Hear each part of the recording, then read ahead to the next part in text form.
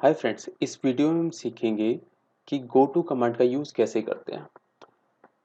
Basically go to command का use हम किसी डेटा सेट पे जंप करने के लिए करते हैं। जैसे कि ये कोई डेटा हो सकता है, कोई रेंज हो सकती है, कोई सेल हो सकते हैं, जिस पे हम क्विकली और इजी वे से जंप करके जा सकते हैं। जब हमारे पास काफ़ी बड़ा डेटा होता है तो ये बहुत ही हेल्पफुल करता है।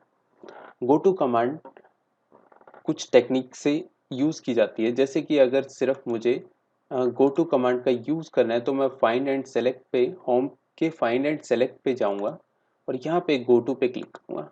आप जैसे ही देख गो टू पे क्लिक किया तो यहाँ पे ये डायलॉग बॉक्स आ जाता है। इसमें सबसे पहले आता है गो टू।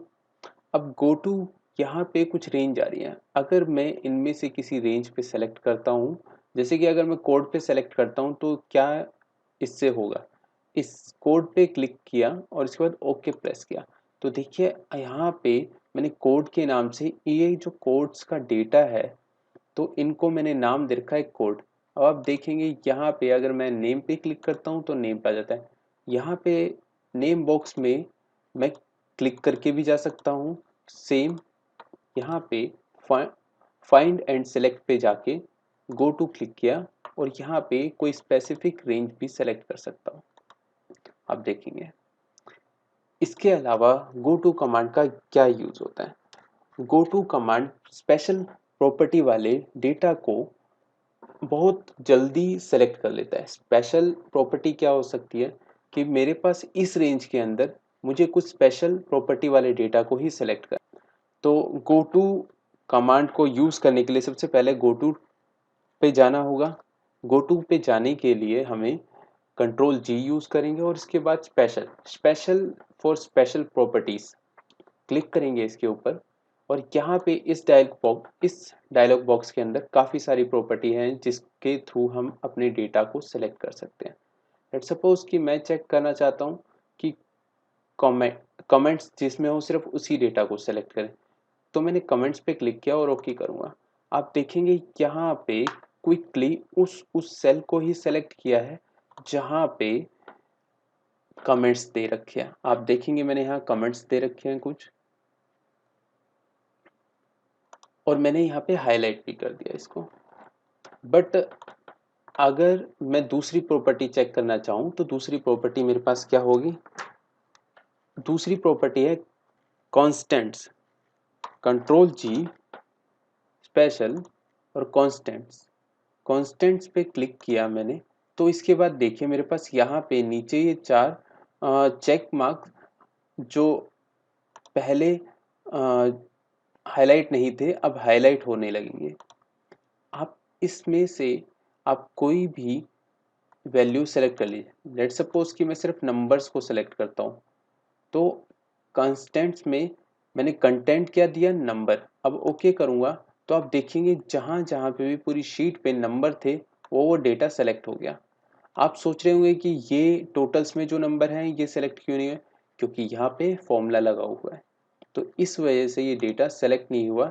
यहाँ पे ओनली वही डेटा सेलेक्ट हुआ है जहाँ पे नंबर है।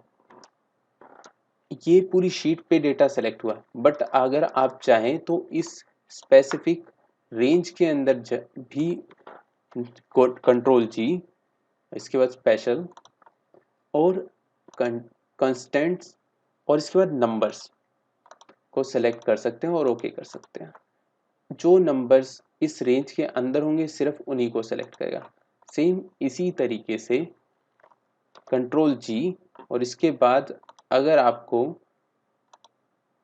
ओनली टेक्स्ट चाहिए, जहाँ पे भी टेक्स्ट लिखा हो सिर्फ उन्हीं नंबर्स को उन्हीं वैल्यूज़ को सेलेक्ट करें तो यहाँ पे सिर्फ ओनली टेक्स्ट सेलेक्ट करेगा। आप देखेंगे तो नेम्स, हेडर्स सिर्फ, और इसके बीच में डेटा के अंदर जहाँ पे भी अल्फ़ाबेट लिखे हुए थे उन्हीं को सेलेक्ट किया।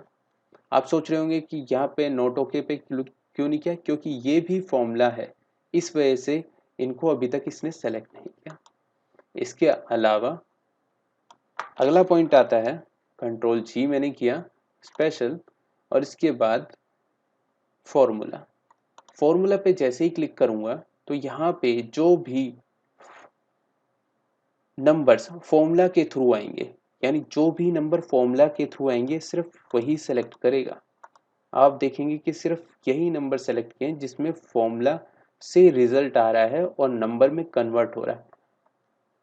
ओके, इसके बाद फिर से हम रेंज सेलेक्ट करेंगे और इसके बाद कंट्रोल जी, और नेक्स्ट फॉर्मूला के अंदर हम टेक्स्ट पे क्लिक करते हैं। जहाँ जहाँ पे भी टेक्स्ट आप क्लिक करेंगे तो आप देखेंगे कि यहाँ पे फॉर्मूला से एक ही टेक्स्ट आ रहा है जो है नॉट ओके। यहाँ पे मैंने एक फॉर्मूला के थ्रू लॉजिक लगा रखा है जिसमें सिर्फ नॉट ओके वाला सेल सेलेक्ट हुआ। इसके अलावा दोबारा से मैं कंट्रोल जी पे जाता हूँ और नेक्स्ट प्रॉपर्टी फॉर्मूला के अंदर हम लेते हैं लॉजिकल फंक्शन या एरर लेते हैं इस बार। तो हम देखेंगे कि मेरे पास यहाँ पे 4 सेल सेलेक्ट हो जाते हैं।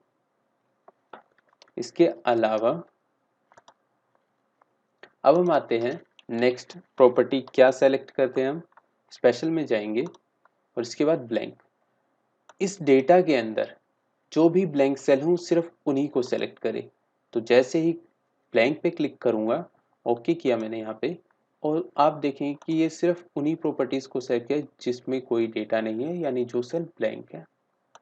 इसके बाद आते हैं हम, अब आप देखेंगे मैंने यहाँ पे क्लिक कर रखा है, कंट्रोल जी प्रेस करूंगा, स्पेशल पे क्लिक करूंगा और आप करंट रीजन, जैसे ही मैं इस पे क्लिक करा तो देखिए ये पूरा का पूरा इस रीजन का डेटा सेलेक्ट हो गया। इसका यूज हम शॉर्टकट से भी कर सकते हैं, कंट्रोल स्टार और कंट्रोल ए। आप देखेंगे ये पूरा का पूरा रीजन वाला डेटा सेलेक्ट हो जाता है। कंट्रोल स्टार, कंट्रोल ए और कंट्रोल जी पे क्लिक करते स्पेशल में जाएंगे और करंट रीजन पे क्लिक करेंगे और ओके कर देंगे। सेम सिचुएशन आ जाती है दोनों शॉर्टकट से और इस कमांड से भी। अब इसके बाद कंट्रोल जी, नेक्स्ट क्या आ रहा है, नेक्स्ट आ रहा है करंट एरे। इसके बारे में हम कभी और सीखेंगे, बट यहाँ पे ऑब्जेक्ट से क्या मतलब है, ऑब्जेक्ट से मतलब है कि इस एक्सेल के अंदर जो भी कोई शेप होगी, कोई डिजाइन होगा या कोई पिक्चर होगी, वो सभी ऑब्जेक्ट में आती हैं। तो यहाँ पे ऑब्जेक्ट जैसे ही मैं क्लिक करूँगा, ओके करूँगा, तो देखिए मेरे पास ये प्रॉपर्टी सेलेक्ट हो जाती है जिसमें मैंने स्माइली बना रखा है। आप इनको कलर देना चाहें, आप इनके साथ चेंजेस करना चाहें तो आप एक साथ कर सकते हैं, और डिलीट भी करना चाहे तो एक साथ कर सकते हैं। बट यहाँ पे मैं दोबारा इसको कंट्रोल सी करके वापस ले आता हूँ। आप एक एक करके अगर सेलेक्ट करना चाहें तो कंट्रोल प्रेस करके रखना पड़ेगा, बट अगर आप सभी को एक साथ सेलेक्ट करना चाहते हैं तो स्पेशल पे जाके ऑब्जेक्ट पे क्लिक करें। सारा का सारा जो भी ऑब्जेक्ट आपकी इस शीट के ऊपर होगा वो सब सेलेक्ट हो जाएगा। अब इसके बाद आते हैं गो टू फंक्शन की नेक्स्ट कमांड पे जो दूसरी लाइंस में आ रहे हैं। जैसे कि स्पेशल पे जाऊंगा मैं, तो यहाँ पे रो डिफरेंस क्या होता है। रो डिफरेंस, मान लीजिए कि आपके पास ये जो डेटा है इसमें मैंने कुछ बजट डिसाइड किया है कि इतनी इतनी सेल होनी चाहिए, और यहाँ पे ईस्ट में कितनी सेल हुई और वेस्ट में कितनी सेल हुई।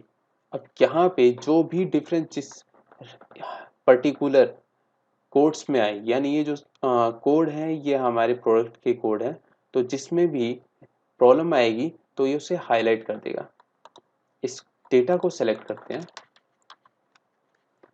कंट्रोल जी स्पेशल और रो डिफरेंसेस पे क्लिक करेंगे तो आप देखिए सिर्फ इसने एन और ओ कॉलम्स को ही सेलेक्ट किया है। इसका मतलब इसने जो बजट था इसके बिहाफ पे चेक कर रहा है कि बाकी दो सेल इसके बराबर हैं या नहीं है। जहाँ पे भी डिफरेंस है इसने उस सेल को सेलेक्ट कर लिया। अब आप देखेंगे तो यहाँ पे 21 21 के बराबर डिफरेंस कहाँ आ रहा है, 18 यहाँ लिखा हुआ है। सेम इसी तरीके से 18 और 18 लिखा हुआ है, लेकिन जहाँ पे 17 लिखा है उसने उसको सेलेक्ट किया। अगर तीनों के तीनों बराबर हैं तो उसने किसी को सेलेक्ट नहीं किया। सेम यहाँ पे यहाँ पे देखेंगे कि 21 और 21 लिखा हुआ है, यहाँ पे 15 आ रहा है, तो इसने इन दोनों को हाईलाइट नहीं किया, 15 को हाईलाइट किया था। सेम इसी तरीके से कॉलम्स पे भी ये काम करते हैं। सबसे टॉप वाले सेल को, यानी जो टॉप वैल्यूज हैं, इनके रेफरेंस से बाकी सेल्स को चेक करता है। जैसे कि अगर मैं यहाँ पे कंट्रोल जी स्पेशल और कॉलम डिफरेंस पे जाऊंगा और ओके करूंगा, तो आप देखेंगे कि जो भी फर्स्ट सेल में यहाँ पे ऊपर लिखा हुआ था टॉप पे, उसके रेफरेंस पे डेटा को चेक किया, जो भी उसके बराबर थे उनको छोड़कर बाकी सभी सेल्स को हाईलाइट कर लेगा। आप देखेंगे कि यहाँ पे सिर्फ 3 वैल्यूज का डेटा हाईलाइट नहीं हुआ, जो कि 21, 18 और 21। ओके, इसके बाद नेक्स्ट क्या आता है, कंट्रोल जी प्रेस करते हैं और इसके बाद स्पेशल में जाएंगे। यहाँ पे देखेंगे हम क्या आ रहा है, प्रेसिडेंट और डिपेंडेंट। प्रेसिडेंट और डिपेंडेंट क्या होते हैं कि इस डेटा के अंदर कंट्रोल जी, प्रेसिडेंट से मतलब ये है कि जिसके थ्रू रिजल्ट निकल रहा है फॉर्मूला के अंदर, यानी जिन नंबर के थ्रू फॉर्मूला में रिजल्ट आएगा सिर्फ ये उसी को सेलेक्ट करेगा। सेम अगेन मैं इस डेटा को सेलेक्ट करता हूं और कंट्रोल जी अगेन प्रेस करता हूं स्पेशल, और आप डिपेंडेंट पे जाएंगे, ऑल लेवल सेलेक्ट करेंगे, तो आप देखिए सिर्फ उसी डेटा को सेलेक्ट करेगा जिसके अंदर फॉर्मूला आ रहा है, यानी उसने बाकी किसी भी डेटा को छोड़ दिया जिसमें फॉर्मूला है, सिर्फ आपको अगर उन्हीं आज का डेटा वीडियो को इसने पसंद आया तो सेलेक्ट प्लीज़ किया। वीडियो को लाइक जरूर करें, ओके, अपने दोस्तों के साथ अब इसके ज़्यादा से बाद ज़्यादा इस दोबारा वीडियो से को शेयर कंट्रोल करें। ए करते हैं, कमेंट करके कंट्रोल मुझे जी के बताइए बाद आपको ये वीडियो कैसा लगा स्पेशल, है, और अगर आप और मेरे इसके चैनल पे बाद नए हैं तो यहाँ प्लीज़ पे आ रहा है मेरे चैनल लास्ट को सेल। सब्सक्राइब अब जरूर करें। लास्ट सेल थैंक से यू क्या सो मच। मतलब है, आप चाहें तो लास्ट सेल पे जैसे अगर आपको जाना है तो कंट्रोल एंड यूज कर सकते हैं, बट यहाँ पे लास्ट सेल से क्या मतलब है, जो सेल हमने लास्ट एक्टिवेट, जहाँ पे जिस रेंज के अंदर, यानी जिस शीट के ऊपर हमने लास्ट एक्टिव सेल यूज किया होगा, जैसे कि मैंने यहाँ पे एस यूज किया है और इसके बाद मैंने कहीं पे काम किया होगा, उसका कॉर्नर पॉइंट उसने सेलेक्ट कर लिया, यानी कॉलम एस पे मैंने लास्ट वर्क किया है और रो 20 पे मैंने लास्ट वर्क किया है, तो इसने उसका लास्ट सेल पिकअप कर लिया है और वहां पे ले आए। इसको हम कंट्रोल एंड से भी यूज कर सकते हैं। इसके अलावा कंट्रोल जी, इसके बाद फिर से आते हैं हम और अब क्या सेलेक्ट करते हैं, विजिबल सेल्स ओनली। इसका क्या मतलब होता है, मान लीजिए कि मेरे पास यहाँ पे जो डेटा है इसको मैं सेलेक्ट करना चाहता हूँ, बट मैं कुछ रो हाइड कर देता हूँ। अब मैंने रो हाइड कर दिया, अब मैं हाइड रो को अपने इस डेटा में नहीं लेना चाहता और मैं कॉपी करना चाहता हूँ सिर्फ इस डेटा को, जो हाइड है उस डेटा को सेलेक्ट नहीं करना चाहता। अब देखिए मैंने यहाँ पे इसको कॉपी तो कर लिया, और अब जैसे ही मैं नेक्स्ट सेल में जाता हूँ और पेस्ट करता हूँ तो इसने पूरे डेटा को पेस्ट कर दिया। इससे प्रॉब्लम क्या हुई कि जो डेटा मैंने हाइड किया था उस डेटा को भी इसने सेलेक्ट कर दिया। बट अब अगर मैं डेटा को सेलेक्ट करता हूं और कंट्रोल जी फॉर स्पेशल और यहाँ पे विजिबल सेल ओनली करता हूं, तो देखिए क्या होता है, यहाँ पे एक बहुत पतली सी लाइन आ गई है। इसका मतलब ये है कि सिर्फ विजिबल सेल है। अब इसको कॉपी करूंगा मैं, आप देखेंगे इसके बीच में भी 2 पेयर में लाइन बढ़ जाती है, और कॉपी करके मैं सेकंड शीट में आता हूं और डेटा को पेस्ट करता हूं। आप देखेंगे यहाँ पे सिर्फ वही डेटा पेस्ट हुआ है जो विजिबल हो रहा था। इसके अलावा कंट्रोल जी, इस पे मैं फिर से जाता हूँ, आप डेटा को अनहाइड वापस से कर लेंगे, कंट्रोल जी स्पेशल, और इसके बाद आ रहा है यहाँ पे कंडीशनल फॉर्मेट्स, यानी इस शीट के ऊपर जहाँ पे भी मैंने कंडीशनल फॉर्मेटिंग दे रखी होगी सिर्फ उसी डेटा को सेलेक्ट करेगा। आप देखेंगे कि यहाँ पे मैंने कंडीशनल फॉर्मेटिंग दे रखी है, यहाँ पे मैंने फॉर्मेटिंग दे रखी है कि जो वैल्यू डुप्लीकेट आए तो डेटा हाईलाइट हो जाए। और यहाँ पे मैंने वैल्यू दे रखी है कि 50 से ऊपर अगर हो तो डेटा हाईलाइट हो जाए। इसके बाद एक और कमांड है, अगर पूरी शीट पे कहीं पे भी डेटा वैलिडेशन लगा होगा तो ये उसे भी सेलेक्ट कर लेगा।